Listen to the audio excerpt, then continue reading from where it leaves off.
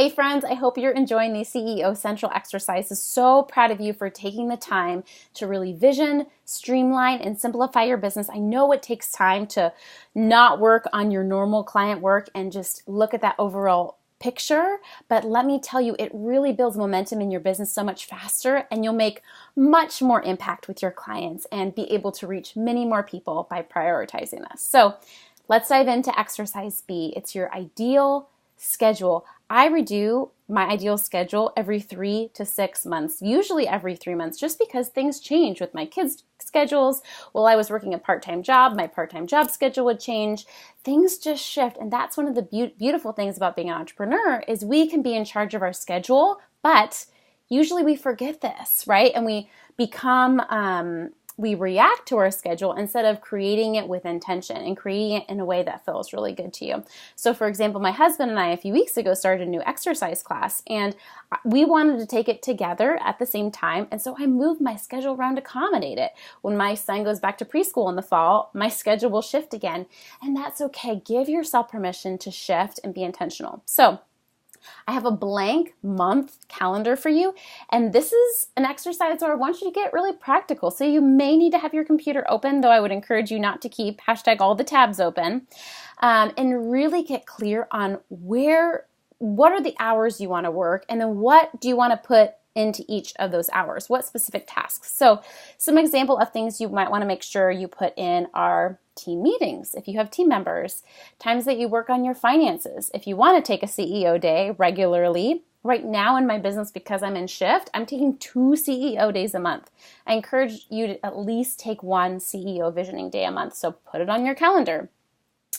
Times to check your email, times to track and follow up with potential clients, individual client sessions, group client sessions, engaging on social media, content creation, breaks, tasks, projects.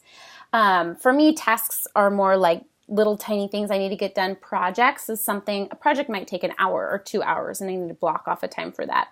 The reason I want you to look at your whole month too is because some things you only need to do once a month, some things you need to do every week. And I want you to give yourself permission to be as creative as possible.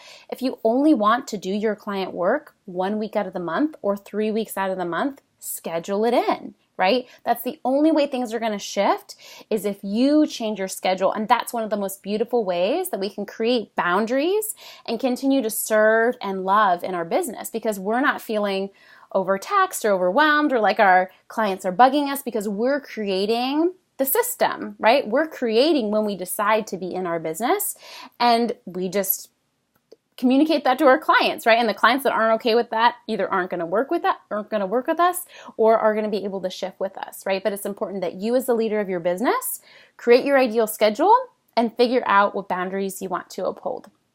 See if I missed anything. So that's it.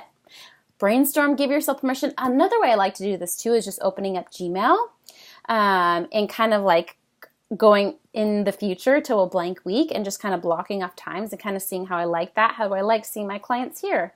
How do I like seeing my clients here? Knowing when you show up best in your business, knowing when your energy is the highest, and putting your highest energy needing tasks there. So if it takes you a lot of energy to work with your clients, note that. For me, doesn't take a lot of energy to show up for my clients, and that actually motivates me. Like, that actually gives me ideas.